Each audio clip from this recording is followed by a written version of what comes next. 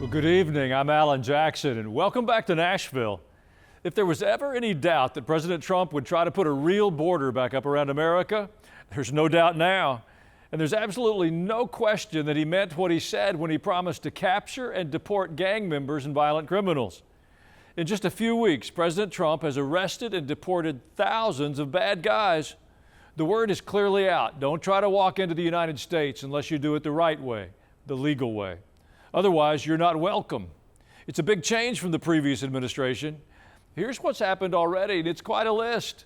The new border czar, Tom Homan, has been leading the charge from the time President Trump was sworn in and on location for much of the work. The arrests are being handled by federal, state, and local authorities working together for a change. The new Secretary of Homeland Security, Kristi Noem, she began working in the field on the arrest the morning after she was approved by the Senate. In New York City, the leader of the Venezuelan gang, Tren de Aragua, was arrested by ICE. His name is Anderson Zambrano-Pacheco, and he faces multiple charges across the U.S. In Chicago, ICE also arrested Sam Sina. He's a Thai national and a convicted child sex offender. In Boston, ICE arrested several members of the MS-13 gang wanted for murder and rape. Another was a Haitian national with 17 prior convictions. So many have been picked up that Gitmo is going to be reopened to house those who are captured. That list, it goes on, and I'm certain it will continue to grow each week. No one knows how many people are here illegally or how many are involved in crime. The numbers seem to run from 13 to 20 million. Tom Homan and Kristi Noem, they have a big job ahead of them.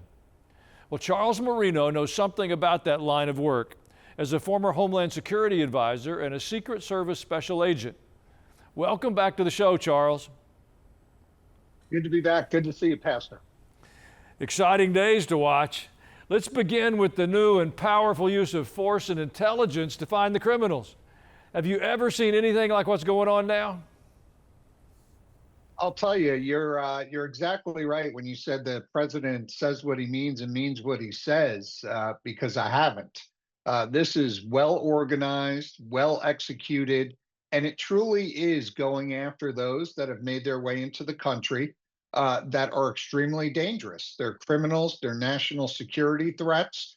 And let's not forget the other important mission here that Tom Homan and Kristi Noem have, and that's to find 350,000 missing unaccompanied minors that were ushered into the country and released by Health and Human Services under the Biden administration. Well, the Pentagon has been directed to help secure the border. Do you think the border states are finally going to get what they need with the help of our military? Absolutely, and it's so great to see the state of Texas and others working so well alongside them. The military is just one piece of this on the security of the border, as well as assisting with the logistics involved with the deportation of these illegal migrants. But what I can tell you is the Trump administration is not only focusing on securing the border, they're also focused on correcting inept policies, which undermined our entire Homeland Security apparatus during the Biden administration. And they're doing away with those pull factors, those entitlements, to include the way the legal pathways were being exploited into the United States. That's why they've done away with temporary protective status from Venezuela, which brought us Tren de Aragua. And it's why they're cracking down on other asylum and parole claims, because all of those legal pathways were allowed to be undone by the Biden administration. Well, there's already been some progress between the president's goals and our new Congress. The Lake and Riley bill was passed and signed. Listen to his comments. Only after being released a third time by the U.S. law enforcement did this cold-blooded criminal go out on that fateful morning, hunting for women on whom to prey. That's what he did. He hunted. It was like a hunter. And we're going to show him what the hunter is. This horrific atrocity should never have been allowed to happen. And as president, I'm fighting every single day to ensure that such a tragedy never happens again. We don't want this to happen. Well, to make room for these criminals, the president has just decided to use the detention facility on Guantanamo Bay as a temporary holding place. It gets them out of the country so they can't harm people here. Seems like a good idea to me. It's a good idea, especially when you don't have confidence in the countries that you would normally release them back to and their ability to maintain these dangerous people in terms of being incarcerated. So Guantanamo Bay is already being used in this fashion, and to expand that makes a lot of sense. You know, it's unfortunate what happened with Laken Riley and Jocelyn Nungari and a whole host of other people that lost their lives unnecessarily because these dangerous criminals were allowed into the country. But what President Trump demonstrated is that the number one job of the President of the United States, no matter what party you belong to, is the safety and security of the American people. And during that event, he demonstrated that he's going to do exactly that, prioritize protecting the country and protecting the people. Well, the best information available is that individuals from more than 150 countries have attempted to cross into this country illegally. How much of that was accelerated during the past 4 years? And do you think that Joe Biden and Kamala Harris wanted that to happen deliberately, or did they just look the other way? Well, they looked the other way because they wanted it to happen deliberately. So, you know, that's my way of saying they wanted to change the demographics of the Democratic Party, especially prior to the 2024 presidential election. And if you don't believe that, anyone can go to C-SPAN or any other YouTube channel and type in when the District of Columbia attempted to get the right to vote for illegal immigrants in this country, and Democrats voted for it in favor of it overwhelmingly. That was always the play. Sanctuary cities were also on board. We would see Governor Hochul out of New York talking about it, Governor Pritzker talking about it in Illinois, and ultimately this was their plan. It didn't work the way they wanted it to. And so we've got to take action knowing that Democrats are willing to allow somebody that violated the law to come into this country to then go on and have a say in any type of election in this country. It's really un-American. Well, it feels like a betrayal of trust to me. And their first commitment is to protect and defend, and they didn't do that. No, they totally abandoned their responsibility not only to enforce the federal laws down on the border or with respect to the immigration laws of this country, they totally implemented policies that really undercut the efforts of federal, state, local law enforcement here.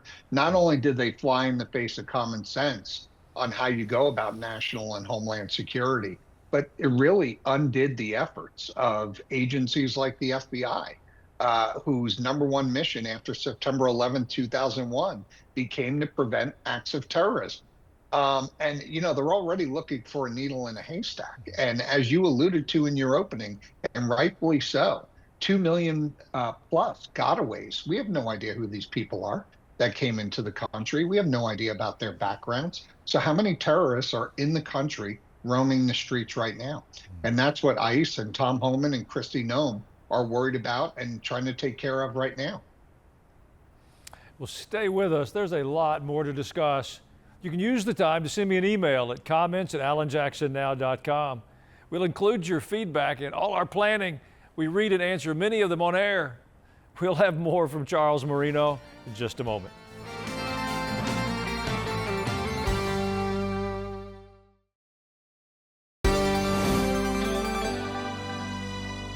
We're back now with Charles Marino. He's the former advisor to Homeland Security and CEO of his own firm, Sentinel Security Solutions. I'd like to get your judgment on something the Trump administration is doing that seems to be helping. They're allowing honest reporters to come along and videotape the new arrest. Not only does it show citizens what's happening to make their cities safer, but doesn't it also show the people who are here illegally, and maybe those who are still thinking about an illegal entry, that they might end up in handcuffs and prosecuted? Kristi Noem spent her first day on the job out on a big arrest. Listen to this. We will do everything that we can to protect the American people. We have jurisdiction over people who live here, people who leave here, and people who come here. We have jurisdiction over products that come into this country and which ones leave. We have jurisdiction over our internet, what comes in, what goes out, what kind of business has. Virtually, I tell people we have jurisdiction over everything. And we will exercise all legal authorities that we have to protect this country, because it is the only last light of freedom left. Do you think that it's good for her to be out in the field with her staff right off the bat? Absolutely. She leads the largest law enforcement department in the country. It's bigger than the Department of Justice. So, it's great for morale for the troops to see her out there supporting their efforts. They know that this is a priority for the president, and they see no light between what she's doing out there with them and what the White House is saying and what Tom Homan is saying. They're all one team. They're all on the same page. But I'll tell you, as far as having the press out there with them, I think it's great from a transparency standpoint, because it eliminates the possibility of the mainstream media from distorting what these ICE agents are doing out there. ICE has said time and time again, especially with respect to these sanctuary cities and states, that they would rather just be assigning ICE officers to the local jails to identify easily those that are committing crimes, have been arrested, and therefore they could prioritize them for deportation.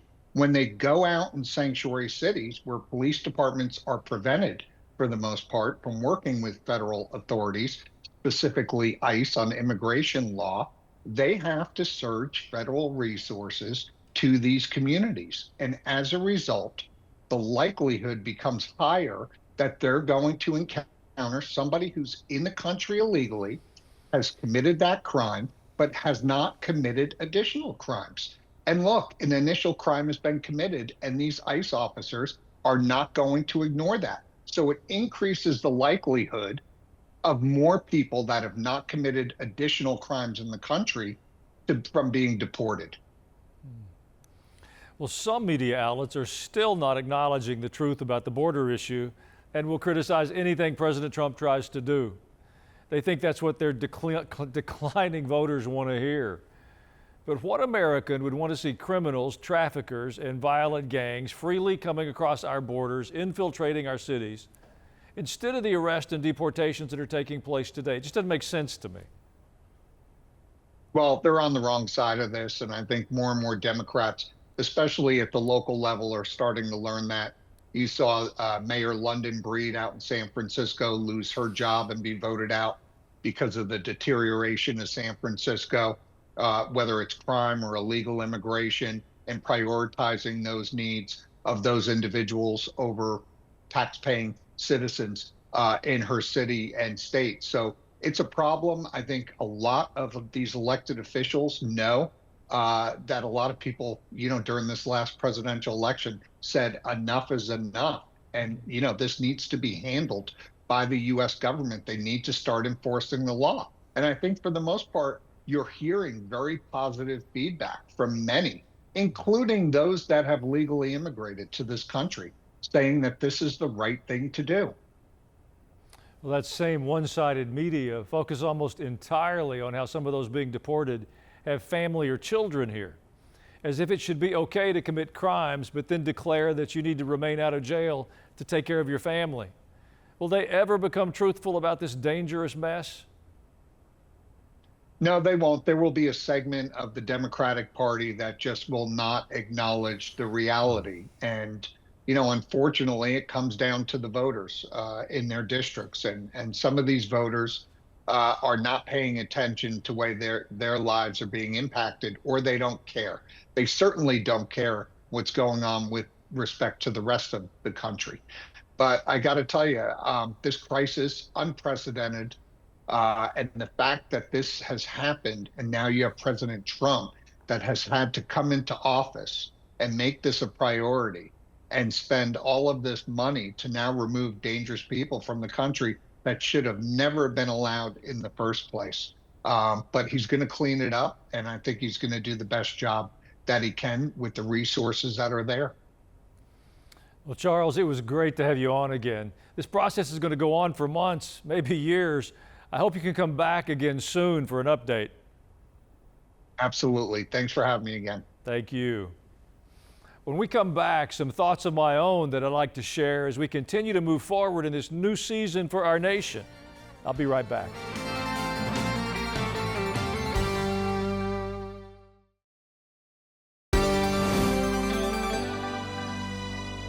We've been talking illegal immigration and the people who are in our nation without proper documentation. Well, the new administration is committed to a program of deporting people who are here illegally, and there are many criminals. However, there are an enormous number of people who don't think that's a good idea, which is a bit intriguing to me. I'll give you the simplest version from my vantage point. Any conversation that begins with illegal means the conversation needs to be about more than just kindness. If you came into this country illegally, that has to be rectified before there's any further conversation. Let's compare it to another aspect of our lives. If you're in the habit of making withdrawals from the bank illegally, I object to that, no matter what circumstance you bring to me that follows the illegal withdrawal. That's still called stealing or robbing a bank.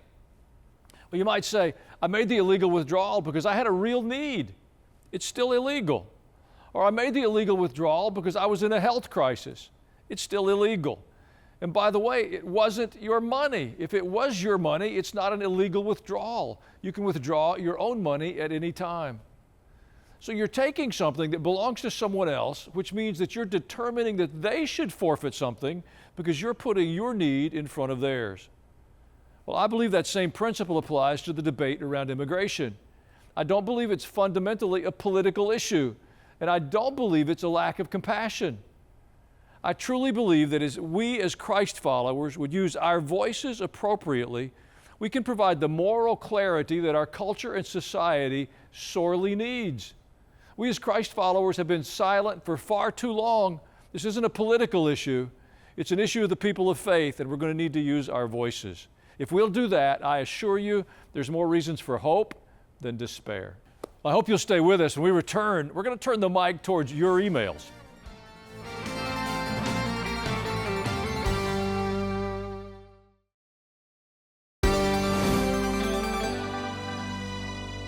Thank you for taking the time and making the effort to send us your emails.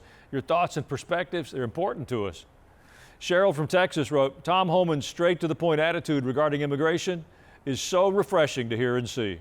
I believe your program truly helped to make a difference, giving us Christians courage to speak out on the issue of immigration. Well, I believe it was the people in the heartland of America, flyover country, that went to the ballot boxes and expressed their opinions and said we need a new direction, that has brought this breath of fresh air to our nation and truthfully to nations around the world. Keep praying and keep using your voice. Glenna T. from Oneida, Tennessee wrote, thank you for addressing the issues with straightforward answers. Thank you for the informative guest you have, especially Nelson Bayudo today. I fully support Donald Trump in the difficult job he has taken to save America. I look forward to your program every day. God bless you. Well, Glenna, I'll join you. I'm very grateful for what President Trump and the team he's assembled are doing. But at the end of the day, I believe it's the people of faith who have to make the changes. We have been silent for too long. We have been sedentary for too long. If we'll use our voices and express our opinions in our communities and the spheres of influence that we have, I believe we'll see God bless America again. Solly B. from New Jersey. Pastor Allen, I enjoy listening to your sermons early mornings on TBN.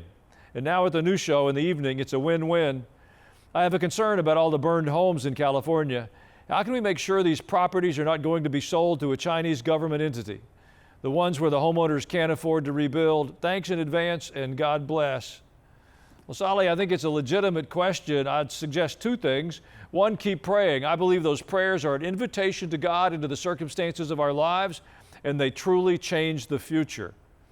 The most hopeful note I've seen was President Trump when he arrived in California, and he did that kind of roundtable discussion with the mayor and political leaders in the region. He made it really clear that an 18-month delay for the homeowners was unacceptable. I thought he gave a master class in leadership. If you haven't seen it, ask Rabbi Google to help you find it. I think it'll bring hope. I don't believe the president will be silent while the politicians try to play a long game. And finally, Ron Franklin in Mississippi, I just watched you on Praise and was so very encouraged, not only by what you said there, but also because I heard things from you that I hear on Alan Jackson Ministries and Alan Jackson Now. Nowadays, it's more and more rare to hear that kind of consistency and continuity from someone who moves from one arena to another. Thanks for validating my wisdom and sticking with you. Ron, I find it simpler just to tell the truth. That way you've got the same message wherever you land. God's moving, and I want to do everything I can to be a part of that. Be sure to send your emails and comments to alanjacksonnow.com. And if you ever missed the program live on TBN, you can go to YouTube. It posts every evening, an hour after broadcast. You can see all the details on the screen. From all of us here in Nashville, thank you for joining us tonight. You have a wonderful evening.